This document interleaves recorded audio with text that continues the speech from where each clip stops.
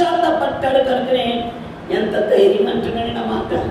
నేనైతే నా దేవుడి మందిలో ఎప్పుడు పచ్చదనం వస్తుంది తెలుసా?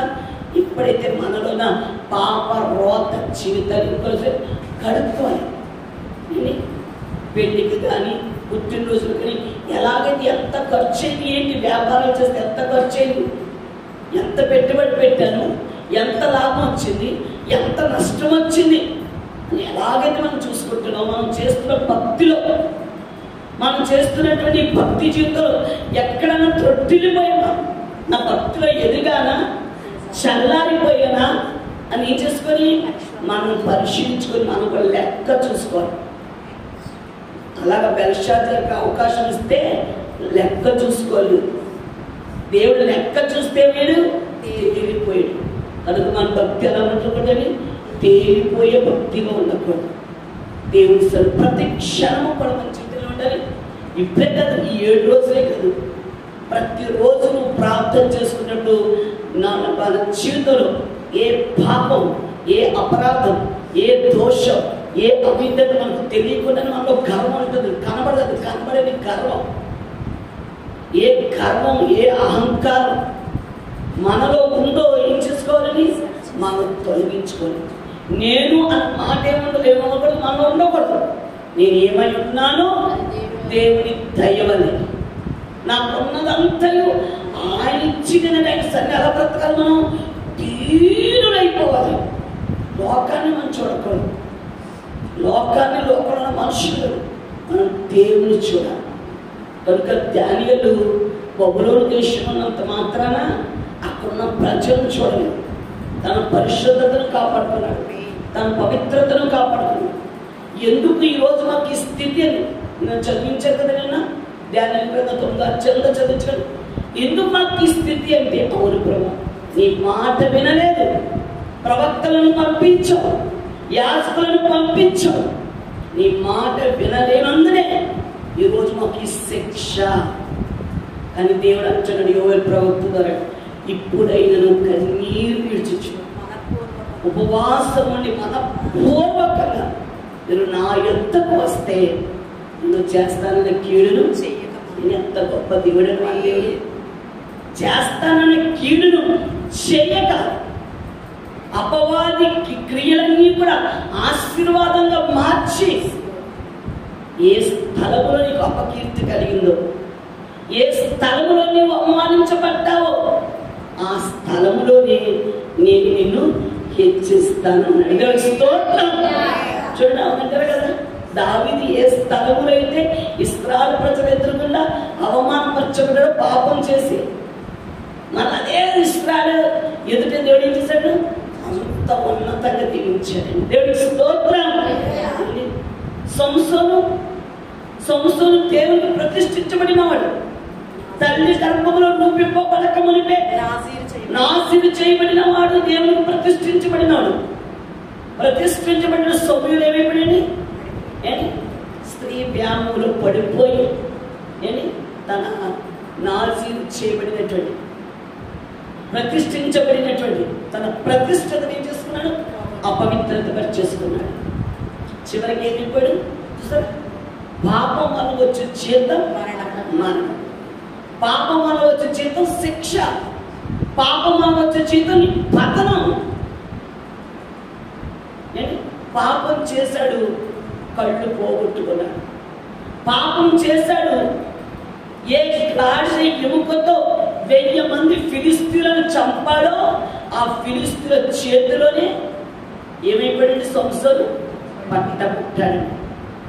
ఏ శత్రువును జయించాడో ఆ శత్రు చేతులు పట్టమన్నాడు. కారణం ఏంటంటే దేవుడా, కారణం ఎవరు?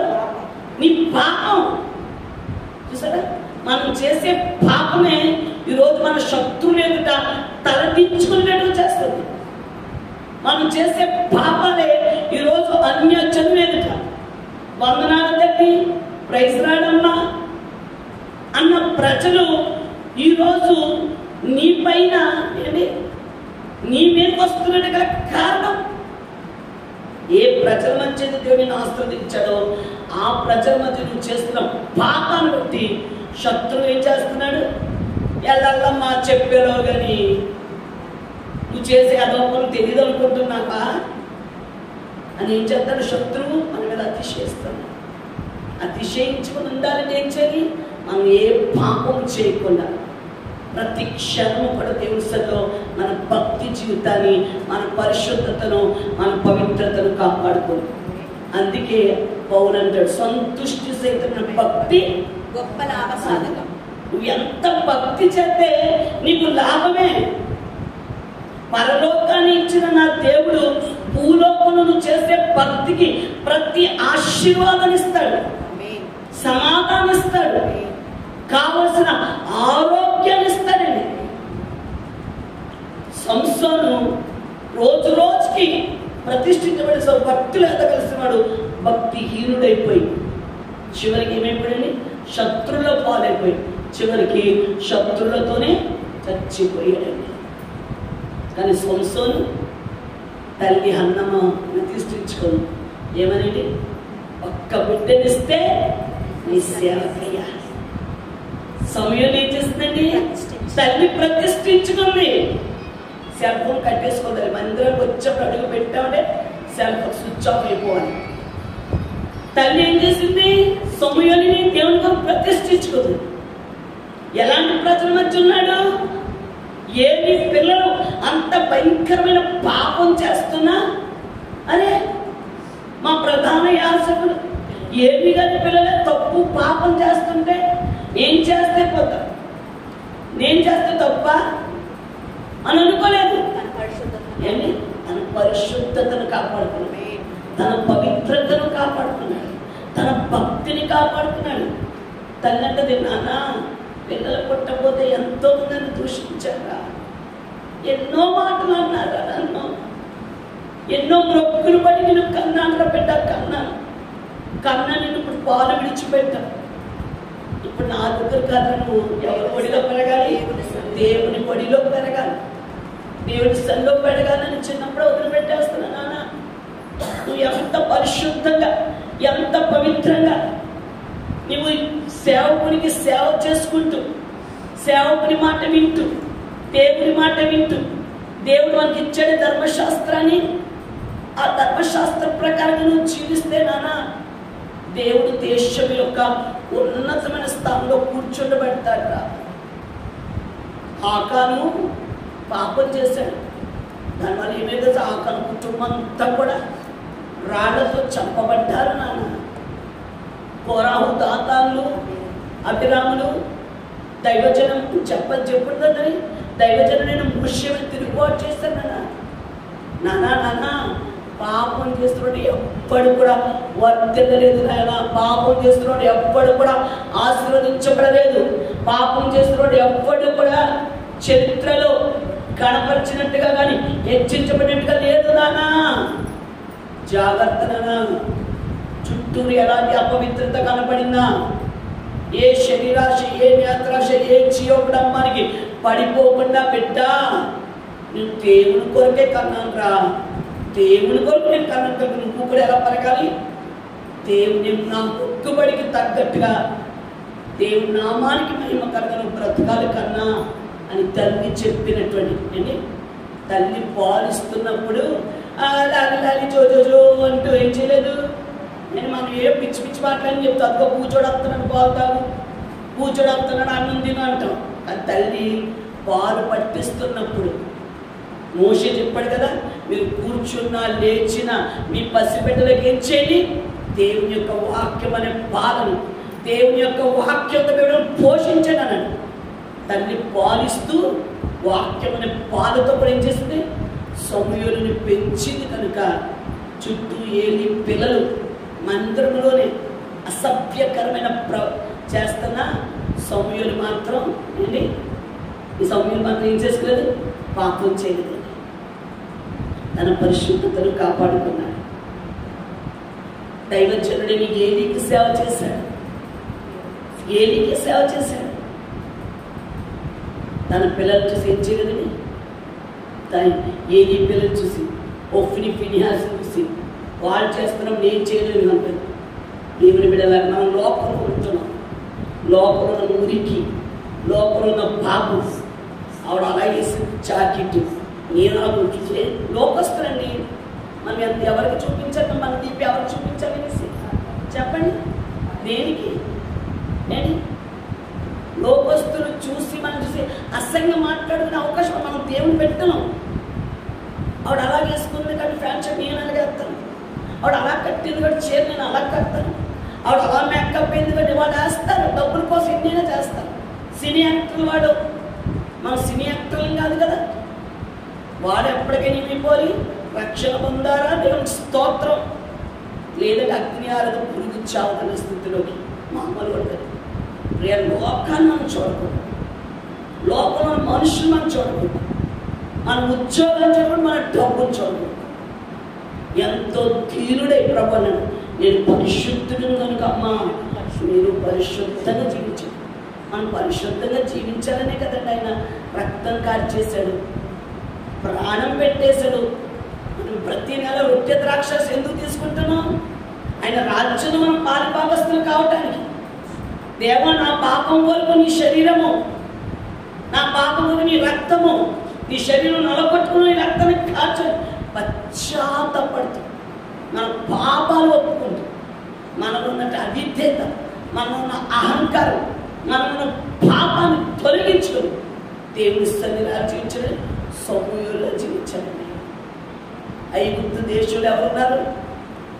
ఐగుప్తు దేశంలో ఎవరున్నారు చెప్పండమ్మా గట్టిగా. ఐగుప్తు దేశంలో మోషే ఉన్నాడా? అది ఐగుప్తు దేశంలో ఎవరున్నారు? యోసేపు గారు ఉన్నారు. ఐగుప్తు ఆచారాలు ఆచరించారా అండి? ఐగుప్తులు చేసినట్టుగా అండి లోక సిద్ధాంతాలు, లోకాచారాలు, అన్య దేవతల జోలికి వెళ్ళాడా? వెళ్ళలేదు. యోసేపు ఎలా జీవించాడు? దేవుని కొరకు చాలా పవిత్రంగా జీవించాడు, చాలా పరిశుద్ధంగా జీవించాడు అండి. యాకోబు గారికి 12 మంది కుమారులు ఆస్వాదించబడ్డ కాలం, కానీ ఎక్కువగా మనం ఎవరికి చెప్పుకుంటాం ఏంటి? యోధా కంటే, లేవి కంటే, షిమ్యోన్ కంటే, రూబేని కంటే ఎవరి గురించి ఎక్కువ చెప్తాం? మాట్లాడితే ఎక్కువగా యవనస్తుల దగ్గర కూడా యోసేపు గురించి. యోసేపు ఫలించాడు, గొమ్మగా దేవుడు దీవించాడండి. కారణం చెప్పాలి, కారణం అది పరిశుద్ధంగా. అంతమంది తన చుట్టూరు ఉన్నా, మన చుట్టూరు అలాంటి స్నేహితులున్నా, రావే సినిమాకి వెళ్దామే, రావే అక్కడికి వెళ్దామే, ఇంకా నీకు బాయ్ ఫ్రెండ్ లేకపోతే ఏం చేస్తాడు? మనకు రచ్చబడతారు. కానీ నువ్వు ఎలా జీవించాలి? యోసేపు లాగా జీవించావా? నీ పరిశుద్ధతను బట్టి, లేదా అపవిత్రతలో జీవిస్తున్న వారు సైతం నీ పరిశుద్ధతను బట్టి వారు కూడా దేవుని తొట్టు తిరుగుతారు. దేవుడికి స్తోత్రం. మనం కూడా ప్రత్యేకంగా జీవించకపోతే ఇక అన్యులకి మనకి తేడా ఉందండి. కనుక పిల్లలు ప్రతిష్ఠిత శుద్ధీకరణ కోరికలో మనం ఎక్కడున్నా మనం ఎలా జీవించాలి? దేవునికి ప్రతిష్ఠితంగా జీవించాలి. యెరూషలేము ఆయనకి ప్రతిష్ఠితమైన పర్వతము. అలాగా యెరూషలేము ఎలాగైతే ఆయన ప్రతిష్ఠితమైన పర్వతముగా ఉందో, నీ దేహమే నీ దేవుని ఆలయము కనుక ఈ ఆలయాలు దేవునికి ఎలా ఉండాలి? ప్రతిష్ఠించబడినగా నిత్యము ప్రార్థించే ఆలయాలుగా ఉండాలి. దేవునికి స్తోత్రం. అందుకే ప్రభు అన్నారు కదా, నా మందిరము సమస్తము అన్యజనులకు. నువ్వు ఎలా ఉన్నారు అన్యజనుల మధ్య? ప్రార్థనా మందిరం అంటే ఈ మందిరం గురించి చెప్తారు ప్రభు. లోక సమైన మందిరంతో కంటే ఆత్మ సమైన మందిరాలు మనం ఉన్నామే. ఏ ప్రజల మధ్య ఉంటున్నావో ఆ ప్రజల మధ్య నువ్వు ఎలా బ్రతకాలి? దానియేలు బబులోను దేశంలో ప్రార్థనాపరుడుగా బ్రతికాడు. షడ్రకు, మేషకు, అబేద్నెగోలు ప్రార్థనాపరుడుగా బ్రతికారు. షూషాను కోటలో ఎస్తేరు మొర్దెకై ప్రార్థనాపరుడుగా బ్రతికారు. వారి ప్రార్థన రాజు శాసనాన్ని మార్చేసి, దానియేలు ప్రార్థన రాజు శాసనాన్ని ఏంటి శిక్ష వేస్తే కదండి. ఎవరైతే కళ చెప్పకపోతారో వాళ్ళకి ఏమైపోయి చేస్తానైపోవాలి. ఆ శిక్ష కూడా ఎలా తప్పింది? ప్రార్థనా పరుడైన బిడ్డని నువ్వు ప్రార్థించే ఆలయముగా ఉండాలి తప్ప నేను నువ్వు అపవిత్రపరచుకోవద్దు. ఈ ప్రార్థన ఆలయంలో సిగరెట్లు కానీ, చుట్టా కానీ, బీడి కానీ, బూతులు కానీ అబద్ధాలు కానీ, దొంగతనాలు కానీ, వ్యభిచారం కానీ, లోక సిద్ధాంతాలు, లోక ఆచారం ఈ దేవాలయంలో రాకుండా ఎప్పటికప్పుడు ఏం చేసుకోవాలి? ఈ దేవాలయాన్ని వాక్యముతో, ప్రార్థనతో కట్టుకుంటూ ఏ అపవిత్రత, ఏ పాపం మనలో ఉందో వాటిని మనం తొలగించుకుంటే మనం ఎలా ఉంటామని, ఏ ప్రజల మధ్య ఉన్నామో ఆ ప్రజల మధ్య దేవుడు నిన్ను, నీ కుటుంబాన్ని ఆశీర్వాదానికి వారసురాలుగా ఉంచుతాడు, నిత్య ఆశీర్వాదానికి కారకుడుగా ఉంచుతాడు. స్తోత్రం, హల్లెలూయా. ఏంటి? సంసోను తొలగిపోయినట్టుగా మనం తొలగిపోకూడదు. సమూయేలు దేవుని కొరకు ప్రతిష్ఠించబడ్డాడు. తాను మొదలుకొని బెర్షెబా వరకు సమూయేలు గారిని యాజకుడిగా, ప్రవక్తగా, న్యాయాధిపతిగా, దీర్ఘదర్శిగా దేవుడు ఏం చేశాడు? సమూయేలు గారిని అంతగా దీవించేశాడు. అంతగా దీవించబడ్డాడు సమూయేలు. సమూయేలు జీవితం మచ్చుకైన పాపం చూద్దామన్నా, మచ్చుకైన విగ్రహారాధన చూద్దామన్నా కానీ కనబడుతుంది. అలాంటి సమూయేలుతో అంత సేవ చేసిన ఏమీతో మాట్లాడే దేవుడు, అంత సేవ చేసిన ఏలి కుమారుడైన హోఫ్నీ ఫినెహాసుతో మాట్లాడాడు. దైవ ప్రత్యక్షత లేదాడికి, దేవుడి స్వరం లేదు అంతవరకు. దేవుడు సమూయేలుని పిలిచాడని, సమూయేలు చెప్తావు నాయన. సమూయేలు అంటే ఏంటి? దేవుని మాట విన్నవాడు, వినేవాడు. దేవుని మాట విన్నాడు. మొట్టమొదటిసారి దేవుడు ఎవరిని పిలుచుకొచ్చేసారా? ఎవరిని పిలుచుకుంటాడైనా ఆయన కొరకు దీనులై పవిత్రంగా, పరిశుద్ధంగా జీవిస్తారు. నిశ్చయముగా వారి కుటుంబాలు దైవ ప్రత్యక్షతని, వారి కుటుంబాలు దేవుని ఆశీర్వాదాలు చూస్తారు. దేవుని స్తోత్రం. అందుకే అపోస్తలుడైన యోహాను గారు కూడా అంటాడు 3వ పత్రికలో, ప్రియుడా నువ్వు ఎందులో వర్తిల్లాలి? పాపములో కాదు. నువ్వు ఎందులో వర్తిల్లాలి? వ్యభిచారంలో కాదు, అబద్ధాల్లో కాదు, త్రాగుడిలో కాదు, నిద్రలో కాదు. కొంతమందికి ఎంతసేపు నిద్ర, మంచం, కంచం. ఈ మంచానికి, కంచానికి దూరం ఉండండి. ఇందులో కాదు వర్తిల్లాలి. ప్రియుడా గాయు, నీ ఆత్మ వర్తిల్చుట ప్రకారం ఇవన్నీ విషయాలు ఎలా ఉండాలి? అన్ని విషయాలు వర్తిల్చు సౌఖ్యముగా. ఎప్పుడు సౌఖ్యం వస్తుంది? నిన్ను పవిత్రపరచుకుంటూ ఈ ప్రతిష్ఠిత శుద్ధీకరణ కూడికలో దేవుడు ఒక పరిశుద్ధమైన జీవితాన్ని నువ్వు జీవిస్తే నువ్వు ఆనందం ఉంటుంది. ఎందుకంటే నువ్వు పరిశుద్ధంగా జీవిస్తున్నావు కనుక దేవుడు ఆనందిస్తాడు. ఆయన ఆనందించాడంటే, రాజుగారు ఆనందించారంటే నేను బహుమానాలే. దేవుడు ఎన్నో బహుమానాలు ఇచ్చాడు మనకి. నీకు ఏ బహుమానం కావాలో ఆ బహుమానం ఇస్తాడు. ఆ బహుమానాలు పొందుకోవాలంటే మనం ఇప్పటికప్పుడు కడుగుకుంటూ ఆయన వాక్య ప్రకారంగా జీవించాలి. దేవుడు ఎప్పుడైతే పిలిచాడు, దేవుడు ఎప్పుడైతే ఆశీర్వదించాడు, ఇశ్రాయేలు వారి 12 గోత్రాలకి ఎప్పుడైతే యాజకుడిగా, న్యాయాధిపతిగా చేశాడో, అలాంటి సమూయేలు ఇశ్రాయేలు వారు ఏడుస్తున్నారు. ఫిలిష్తీయులైన అన్యులతో మాకు అపజయమేంటి, అన్యుల చేతులు మేము ఓడిపోవడం ఏంటి అని ఏం చేస్తున్నారని ఇశ్రాయేలు వారు బాధపడుతున్నారు, ఏడుస్తూ బాధపడుతూ అపజయం మీద అపజయం చూస్తుంటే అప్పుడు మొట్టమొదటి ప్రసంగం రోషం కలిగి ఏమని ప్రసంగించాడో తెలుసండి? చూడండి, సమూయేలు గ్రంథం ఆ వాక్యం చదువుకొని మనం ప్రార్థన చేసుకొని ముగించుకుందాం. సమూయేలు గ్రంథం 7వ అధ్యాయము పరిశుద్ధ గ్రంథంలో తీద్దాం. సమూయేలు గ్రంథం 7వ అధ్యాయము 2వ వచనం చదువుదాం.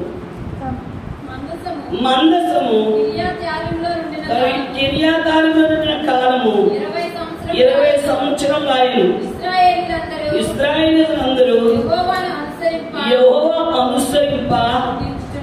యెహోవాను అనుసరింప దుఃఖించుచుండగా, చూడండి ప్రజలందరూ కూడా దుఃఖిస్తున్నారు. దుఃఖిస్తున్న ప్రజల మధ్యకు వచ్చి, ఎందుకంటే మందసం ఎక్కడ ఉండిపోయింది? కిర్యాతాయిములో అబీనాదాబు కుమారుడైన ఎలియాజరు ఇంట్లో ఉండిపోయింది. ఎలియాజరుని మందసానికి ఏం చేశారు? ప్రతిష్ఠించారు. కనుక వీళ్ళు ఏం చేస్తారు? దుఃఖిస్తున్నారు. దుఃఖిస్తున్న సమయంలో సమూయేలు వచ్చి ఏమంటున్నట్టు, బాధపడకండి అమ్మా, దేవుడు నన్ను దీవిస్తాడమ్మా, దేవుడు నన్ను ఆశీర్వదిస్తాడమ్మా అంటలేదు. మనం ఏమంటాం? ముందు బాధపడితే దేవుడిని దీవిస్తాడమ్మా. ఎందుకు దీవించేస్తాడు? అమ్మ, ఎందుకు ఈ శ్రమ వస్తుంది? ఎందుకు ఈ శోధన మీద శోధన? ఏ పాపం ఉందో, ఏ అపవిత్రత ఉందో ఆయనకి నీకు నీ అట్టుకున్నాయో బిడ్డ, కడిగేసుకో, ఆయన సలు ఒప్పుకో అని ఏం చేయాలి? చెప్పాలి. దీవిస్తాడు ఎప్పుడు? నీకు ఆయనకు ఏదో అడ్డుకుంది. సమూయేలు వచ్చి చెప్తున్నాడు, అంటున్నాడు సమూయేలు వచ్చి, సమూయేలు ఇశ్రాయేలులందరికీ ఇట్లా ఏమని, మీ పూర్ణ హృదయముతో యెహోవా యొద్దకు మీరు మళ్ళుకొని నెడలా అన్య దేవతలను, అష్టారోత దేవతలను మీ మధ్య నుండి తీసివేసి పట్టుదల కలిగి యెహోవా తట్టు మీ హృదయములను త్రిప్పి ఆయనను సేవించుడి. అప్పుడు ఆయన ఫిలిష్తీయుల చేతిలో నుండి మిమ్మల్ని విడిపించును. అంతటా ఇశ్రాయేలు బయలు దేవతలను, అష్టారోతు దేవతలను తీసివేసి యెహోవాను మాత్రమే సేవించుడి. అంతటా సమూయేలు ఇశ్రాయేలులందరినీ మిస్పాకు పిలవనంపుడి, నేను మీ పక్షమున యెహోవాను ప్రార్థించుటని చెప్పగా, వారు మిస్పాలో కూడుకొని నీళ్లు చేది యెహోవా సన్నిధిని కుమ్మరించి ఆ దినము ఉపవాసం ఉండి యెహోవా దృష్టికి మేము పాపాత్ములని చాలుతాను. ఎక్కడ ఒప్పుకున్నారు? దేవుని సన్నిధిలో. దేవా, ఈ శ్రమ, ఈ శోధన, ఈ బాధ, ఈ కీడు ఎందుకు వస్తుంది? సమూయేలు అంటే ఇశ్రాయేలు వారు మీ మధ్యన ఏమున్నాయి? అష్టారోతు దేవతలు, బయలు దేవతలు ఉన్నాయి. ప్రజలు ఏం చేస్తారు? ఇశ్రాయేలు ప్రజలు దేవుడిని ఆరాధించడం మానేశారు. కొండల మీదకి ఎక్కి ఏం చేస్తున్నారు? బలులు పెడుతున్నారు, అన్య దేవతలను పూజిస్తున్నారు. బయలు దేవతలు ఏం చేస్తారు? కోపం వేస్తున్నారు. ఇది చూసిన దేవుడు చెప్పాడు, సమూయేలు వెళ్ళు, ఎందుకు నా బిడ్డలు ఓడిపోతున్నారు తెలుసా? వారు నన్ను ఆరాధించాలి. నీ దేవుడైన యెహోవాను నేనే, నేను తప్ప నీకు వేరొక దేవుడు ఉండకూడదు. నేను వారికి చెప్పాను కదా, నా ధర్మశాస్త్ర ఆజ్ఞను అతిక్రమించి చెయ్యకూడని హేయమైనటువంటి విగ్రహారాధన వారు చేస్తున్నారు. వెళ్ళు సమూయేలు. ఇంక ఇర్మియాను భయపడ్డాడేమో కానీ సమూయేలు భయపడలేదు. సమూయేలు భయపడి వచ్చి రోషం కలిగి, ఇశ్రాయేలు వారులారా, మీరు పూర్ణ హృదయముతో పట్టుదల కలిగి మీ దేవుడైన యెహోవా తట్టు తిరగండి. తిరిగేటప్పుడు ఒక మాట చెప్తున్నాను, మీ మధ్య ఉన్నాయే, మీ మధ్యన ఏమి తొలగించుకొని అష్టారోతు దేవతలు, బయలు దేవతలు తీసేయండి.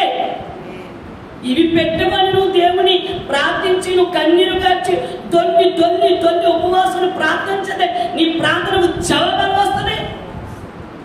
నీ సంఘం మందిరానికి వచ్చి లోక సిద్ధాంతాలు, లోకాచారాలు, విగ్రహారాధమైన క్రియలు నువ్వు విడిచి పెట్టకుండా ఉపవాసం ఉండి కన్నీరు కాచి దినములు, నెలలు, సంవత్సరములు దొల్లి దొల్లి ఏడ్చిన నీ ప్రార్థనకు జవాబు రాదు.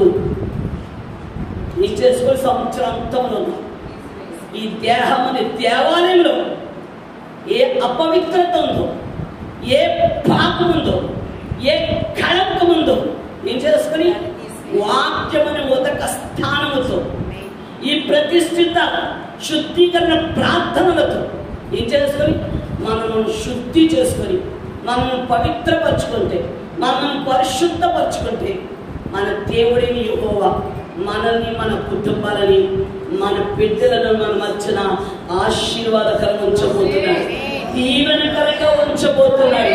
మన పితరుల్లో కానీ, మన పూర్వీకులలో కానీ ఎవ్వరికి ఇవ్వనంత ఆశీర్వాదాన్ని మనకి, మన బిడ్డలకు కుమ్మరిస్తున్నాడు. ప్రజలకు స్తోత్రం. అబ్రాహాం యొక్క పూర్వీకులు ఎవరికి లేదని ఆశలు. అబ్రాహాం నేను ఆకాశ నక్షత్రంలాగా, ఇసుక రేణులాగా దీవిస్తానన్నాడు. దావీదుకి ఇచ్చిన ఆశీర్వాదం, దావీదా నేను ఆశీర్వాదానికే కారకులుగా చేస్తాను. అందుకే రాజుల గ్రంథాలు, ద్వితీయోపదేశ గ్రంథాలు, దినవృత్తాంత గ్రంథం చదవండి. మన పితృడైన మీ పితృడైన దావీదు వలె యథార్థుడు కాక. ప్రతి దాంట్లో కూడా ఎలా ఉంటుంది? కారణం దావీదును నిత్య ఆశీర్వాదం కారకుడిగా చేసింది. కారణం దావీదు అంతగా తను పరిశుద్ధపరచుకున్నాడు. అబ్రహాం అంతగా తను పరిశుద్ధపరచుకున్నాడు. ఇంకా సంవత్సరం ముగింపులో ఏమి పరిశుద్ధపరచుకోవడం, వాటిని అన్నిటినీ పరిశుద్ధపరచుకొని ఎలా జీవించాలి? ఊతమ్మలాగా జీవించాలి. అలా జీవించాలి. యేసును పోలి జీవించాలి. క్రీస్తుని పోలి నడుస్తున్నాను కదా. నేను సంగమా నన్ను పోలి, ఎవరిని పోలి నడవాలి? క్రీస్తుని పోలి నడుద్దాము. క్రీస్తు నామములో ఆయన మనకు సిద్ధపరిచిన ప్రతి ఆశీర్వాదాన్ని మనకి నిండి పొర్లేంతగా దేవుడు ఈ మాసం, రాబోయే మాసం, రాబోయే సంవత్సరం అంతా మనకి నిండి పొర్లేంతగా దేవుడు మనని మన కుటుంబాలను ఆస్వాదించునుగాక, దీవించునుగాక. ఏ ప్రజల మధ్య మనం ఉన్నామో ఆ ప్రజల మధ్య మనని మన కుటుంబాలను మహారాజులుగాను మహారాణులుగాను దేవుడు హెచ్చించునుగాక. ప్రార్థన చేసుకుందాం. ప్రతి ఒక్కరు కూడా మోకరించినట్లయితే ప్రార్థన చేసుకుందాం. మన వచ్చినటువంటి బిడ్డ సునీత మనల్ని ప్రార్థనలోకి నడిపిస్తుండగా దేవుడు ఇంతవరకు దేవ మాతో మాట్లాడు కనుక మేము సంసోనులా కాక సమూయేలు వలె, దావీదు వలె, అబ్రహాము వలె ఈ సన్నిధిలో మమ్మల్ని పరిశుద్ధపరచుకొని పవిత్రపరచుకొని నీ కొరకు ప్రతిష్ఠితమైన జనముగాను, ఏర్పరిచిన జనముగాను, సొంతైన ప్రజలుగా నీ కొరకు జీవించే భక్తి గల జనముగా మమ్మల్ని ఆస్వాదించండి అంటూ ప్రార్థన చేసుకుందాం. ప్రార్థన సునీత ప్రార్థన చేస్తాను. స్తోత్రం స్తోత్రం స్తోత్రం స్తోత్రం స్తోత్రం స్తోత్రం స్తోత్రం స్తోత్రం స్తోత్రం స్తుతి స్తుతి స్తుతి స్తుతి స్తుతి స్తుతి. పరిశుద్ధుడు పరిశుద్ధుడు పరిశుద్ధుడు పరిశుద్ధుడు పరిశుద్ధుడు పరిశుద్ధుడు, దేవాది దేవా, ప్రభువులకు ప్రభు, రాజాది రాజా, నీకు వందనాలు యేసయ్యా. దయగల తండ్రి, కృపగల దేవా, నీకు వందనాలు. మా రక్షణకర్తమైన తండ్రి, నీకు వందనాలు యేసయ్యా. నా నజరేయుడైన యేసు, నీకు వందనాలు యేసయ్యా. ఇంతవరకు నాయన ప్రార్థన ద్వారా, నాయన వాక్యము ద్వారా తండ్రి, పాటల ద్వారా నువ్వు స్తుతించాం తండ్రి. అందుని బట్టి నీకు వందనాలు యేసయ్యా. నాయన ఈ 10 రోజులు జరుగుతున్న ప్రతిష్ఠిత ప్రార్థనలు నాయన ఘనంగా జరిగేటట్లు సహాయం చేయండి. ఈ రోజు రెండో రోజు నాయన, ఇంకా నాయన మిగిలిన 8 రోజులు కూడా నాయన ఘనంగా జరిగేటట్లు సహాయం చేయండి నాయన. రాని బిడ్డలను కూడా నాయన రప్పించు నాయన. ఎవరికైతే ఎవరికి బలహీనతలు ఉన్నాయో ప్రతి బలహీనత నుంచి విడుదల చేయి నాయన. ప్రతి ఒక్కరు వచ్చి నాయన నీ ఆలయంలో నాయన ఈ ప్రార్థనలకు నాయన పాల్గొనేటట్లు సహాయం చేయండి. వచ్చిన బిడ్డలను కూడా ఆశీర్వదించు నాయన. ఇంతవరకు నాయన వాక్యంతో మమ్మల్ని బలపరిచినందుకు వందనాలు యేసయ్యా. వాక్యంతో మాతో మాట్లాడుతున్నందుకు వందనాలు దేవా. నాయన వాక్యం మేము మర్చిపోయే వారిగా ఉండకుండా జ్ఞానముగా నాయన మా ఉదయంలో మేము భద్రపరుచుకునే వారుగా ఉండేటట్లు సహాయం చేయండి. అదేవిధంగా నాయన అవగాహన కానీ పరిశుద్ధాత్మతో కుమరించేసయ్యా. ఈ వాక్యమైన మర్మాలు ఇంకా ఏమో తెలియచెప్పండి. ఆ వాక్యం ద్వారా మాతో మాట్లాడు ప్రభు. అమ్మగారు ఉన్న బలహీనత తీసివేయండి ఆయన. మంచి ఆరోగ్యం ఆయుష్ని దయచేయండి. ఈ సేవలు ఇంకా వాడుకోండి ఆయన. ఇంకా నాయన అభివృద్ధి చేయండి ఆయన. నాయన ఈ సేవను అభివృద్ధి చేయండి నాయన. మా ఆలయాన్ని కూడా అభివృద్ధి చేయండి ఆయన. మా సంఘాన్ని బలపరచు నాయన. ఎవరైతే నాయన సంఘానికి వచ్చి ప్రార్థన చేసుకుంటారో వాళ్ళందరికీ నాయన నీ అద్భుత క్రియలు, ఆశ్చర్య కార్యాలు నాయన సహాయం చేయండి. నా దేవత దేవా, నా రక్షణకర్తమైన తండ్రి, నీకు వందనాలు యేసయ్యా. నాయన అదే విధంగా నాయన ఎంతో మంది చాలా బలహీనంగా ఉంటున్నారు. బలహీనత తీసివే నాయన. అదే విధంగా నాయన నాయన స్థలాన్ని కూడా నాయన విడుదల చేయి నాయన. శరీరంలో బ్రతలు కొట్టి నాయన నాయన ఇంట్లో పెట్టి వాళ్ళతో మాట్లాడేసయ్యా. అన్యుడితో మాట్లాడేసయ్యా. నాయన నా దేశంలో అయితే నేను విగ్రహారాధన చాలా ఎక్కువగా ఉంటుంది యేసయ్యా. విగ్రహారాధన తీసివేయన ఆయన, నా సృష్టికర్తనైన యేసయ్యను మరిచిన ఆయన ఆ రాయిని రప్పుని నొక్కుతున్నారు యేసయ్యా. అలా నొక్కకుండా సహాయం చే ప్రతి ఒక్కరూ నాయన నేను స్తుతించే మనసును మనకు దయచేయను ఆయన. నా దేశంలో దక్షగాలను మార్చిన ఆయన, గంజాయిగాలను మార్చిన ఆయన, త్రాగుబోతులను మార్చిన ఆయన, ప్రతి ఒక్కరినే మార్చిన ఆయన ఈ పాఠశాలకు చేర్చుకోను ఆయన. నా దేవాచనేవ మా సంఘంలో ఎవరైతే బలహీనంగా ఉన్నారో ప్రతి ఒక్కరు బలహీనత తీసివేయను ఆయన. అనారోగ్యంతో ఉన్నారు, అనారోగ్యం తీసివేయను ఆయన, ఆరోగ్యం దయచేయను ఆయన. ఆయన హాస్పిటల్ అయితే ఎంతమంది ఉన్నారు ప్రతి ఒక్కరిని నాయన స్వస్థపరచును ఆయన. దేవాది దేవా నా ప్రార్థన ఆయన మీ పాదాల చెంతకు చేర్చుకోమని నజరేయుడైన యేసు నామములో అడుగుచున్నాము తండ్రి. ఆమేన్. మన ప్రార్థనలకు యేసుకు స్తోత్రాలు చేద్దాం. స్తోత్రం స్తోత్రం స్తోత్రం స్తోత్రం స్తోత్రం స్తోత్రం స్తోత్రం. అందరూ లేచినబడిన 51వ కీర్తన పశ్చాత్తాప ప్రార్థన కీర్తన చదువుకొని ఈ దినపు ప్రతిష్ఠిత ఇది 3వ రోజు. ఎందుకంటే మనకి శని ఆది అలాగే సోమవారం ఇది 3వ రోజు. ఇంకా మనం వచ్చిన మరి 4 రోజులు మాత్రమే ఉన్నది కనుక ప్రార్థన కొరకు సిద్ధపడండి. 51వ సంకీర్తన అందరం కలిసి మరి స్పష్టంగా చదువుతున్న అందరూ కూడా మరి చదవండి. ఎవరు కూడా మరి చదవకుండా ఉండకండి. ఈ ప్రార్థన ద్వారా మనము మన కుటుంబాలు మన సంఘాలను ఆనాడు దావీదును పరిశుద్ధపరిచి ఆశీర్వదించిన దేవుడు మనలను కూడా ఈ సంవత్సరంలో ఆయన పరిశుద్ధపరిచి పరిశుద్ధమైన సంఘంగా పవిత్రమైన సంఘంగా ఆయన మనల్ని కుటుంబాలు అధికంగా దీవించబోతున్నాడు కనుక ఈ కీర్తన చదువు. 51వ కీర్తన. దేవా నీ గుర్తు చొప్పున నన్ను కరుణింపుము, నీ వాత్సల్య బాహుళ్యము చొప్పున నా అతిక్రమం తుడిచివేము. నా దోషము పోనట్లు నన్ను బాగుగా కడుము, నా పాపము పోనట్లు నన్ను పవిత్రపరచు. నా అతిక్రమం నాకు తెలిసే ఉన్నది, నా పాపం ఎల్లప్పుడూ నా ఎదుటనున్నది. నేను కేవలం నీకే విరోధంగా నేను పాపం చేసి ఉన్నాను, నీ దృష్టి ఎదుట నేను చెడుతనం చేసి ఉన్నాను. కావున ఆజ్ఞ ఇచ్చినప్పుడు నీవు నీతిమంతుడిగా అగుపడదు, తీర్పు తెచ్చినప్పుడు నిర్మలుగా అగుపడదు. నేను పాపంలో పుట్టినవాడిని, పాపంలో నా తల్లిని కర్మను ధరించాను. నీవు అంతరంగంలో సత్యము కోరుచున్నావు, ఆంతర్యంలో నాకు జ్ఞానం తెలియచేయదు. నేను పవిత్రుడనట్లు ఇస్సోపుతో నా పాపం పరిహరించు. ఎప్పుడు కంటే నేను తెల్లగా ఉండినట్లు నీవు నన్ను కడు. ఉత్సాహ సంతోషములు నాకు వినిపింపు, అప్పుడు నీవు విరిచిన ఎముకలు హర్షించు. నా పాపములకు విముఖుడవు, నా దోషములన్నిటినీ తుడిచివేయు. దేవా నా యందు శుద్ధత నీవు కలుగచేయు, నా అంతరంగంలో స్థిరమైన మనసు నూతనముగా పుట్టించు. ఈ సన్నిధిలో నన్ను త్రోసివేయము, ఈ పరిశుద్ధాత్మను నా యందు తీసివేయు. ఈ రక్షణను నాకు మళ్ళా పుట్టించుము, సమ్మతి గల మనస్సు కలుగ చేసి నన్ను దృఢపరచుము. అప్పుడు అతిక్రమం చేయవారు నీ ద్రోవలను బోధించదు, పాపులను నీ తట్టు తిరుగుదు. దేవా నా రక్షణ తీరు దేవా, రక్తప్రాధులను నేను విడిపింపు. అప్పుడు నా నాలుక నీ నిద్రకు చూస్తాను చేయి. ప్రభువా నా నోరుని స్తుతిని ప్రచురపరిచినట్లు నాకు గోరను తెరవు. నీవు బలిని ఊరివాడు కాదు, గోరినడలని నడిపించింది. దహన బలి నీకు ఇష్టమైనది కాదు, ఎరిగిన మనసే దేవుని ఇష్టమైన బలుడు.